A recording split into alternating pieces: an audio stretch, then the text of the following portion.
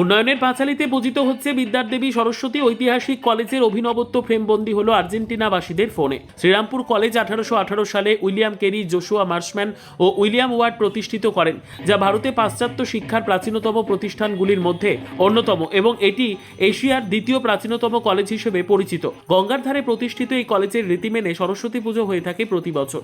এবছর 23 জানুয়ারি সরস্বতী পুজো। একদিকে দেশনায়কের জন্মদিন পালন হচ্ছে, অন্যদিকে পূজিত হচ্ছেন বিদ্যাদেবী মা সরস্বতী। তবে শ্রীরামপুর কলেজে সরস্বতী বন্দনায় এবার রাজনৈতিক ছোঁয়া। কলেজের মূলদ্বারের সামনে তৈরি করা হয়েছে পুজো মণ্ডপ। পুরো প্যান্ডেল জুড়ে রয়েছে উন্নয়নের পাঁচালী ও রাজ্য সরকারের বহুমুখী প্রকল্পের ছোঁয়া। রাজ্য সরকারের বিভিন্ন প্রকল্পের খতিয়ান তুলে ধরা হয়েছে এবং তার মধ্যেই পূজিত হচ্ছেন দেবী সরস্বতী। শ্রীরামপুর কলেজের সরস্বতী পুজো মানেই যেন এক আলাদা উৎসব। শুধুমাত্র যে শহরের মানুষ তা নয়, দূর দূরান্ত থেকে মানুষ আসে এই সরস্বতী পুজো দেখার জন্য। ডেনিস উপনিবেশ শ্রীরামপুরেও এই সরস্বতী পুজো দেখতে আসা আর্জেন্টিনাবাসী ফ্রেমবন্দি করেন উন্নয়নের পাঁচালীতে পূজিত হওয়া দেবী সরস্বতীকে। যদিও পুজো উদ্যোক্তাদের মতে শ্রীরামপুর কলেজ বহু ঐতিহ্য বহন করে আসে, প্রতি বছরই কিছু না কিছু অভিনবত্ব থাকেই মণ্ডপে। তবে দিনের পর দিন রাজ্য সরকার সাধারণ মানুষের জন্য যেভাবে জনমুখী প্রকল্পের উদ্বোধন করে চলেছে এবং তা থেকে সাধারণ মানুষ যেভাবে লাভবান হচ্ছে তা ছাত্রছাত্রীদের জানা উচিত। তাই সবাইকে অবগত করতে এই বছর তাদের ভাবনা উন্নয়নের পাঁচালী। উন্নয়নের পাঁচালীর মধ্যেই পূজিত হচ্ছেন দেবী সরস্বতী। মমতা বন্দ্যোপাধ্যায়ের অনুপ্রেরণায় পশ্চিমবঙ্গে যেভাবে উন্নয়ন হচ্ছে, আজকে এই শ্রীরামপুর কলেজের ছাত্র পরিষদের ছেলেমেয়েরা সেটা ধরে তুলেছে ওদের প্যান্ডেলে। এই কলেজে আমরা যখন ছাত্র রাজনীতি করতাম, এই কলেজে বহু আন্দোলন, বহু সংগঠনের বহু সময় বহু কাজে আমরা এসেছি। আজকে পুজোতে থাকতে পেরে আমি ভীষণ আনন্দিত।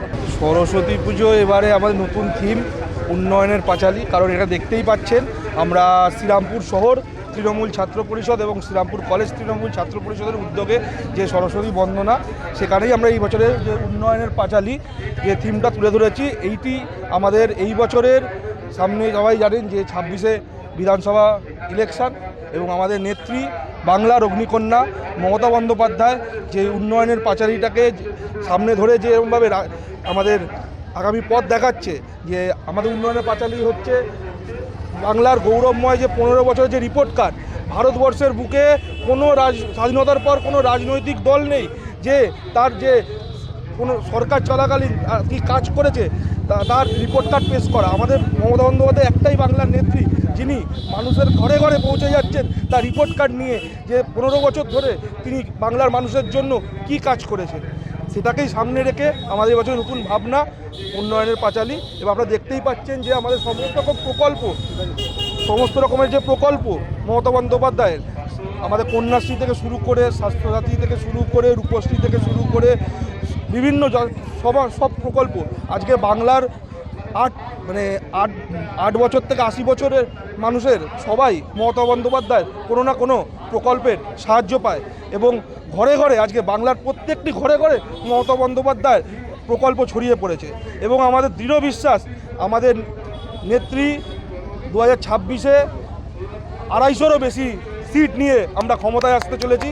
এবং আমাদের সেনাপতি অভিষেক বন্দ্যোপাধ্যায় আগামী দিন আমাদের যেরকম পথ দেখাবে, সেই পথেই তৃণমূল ছাত্র পরিষদ এগিয়ে চলবে।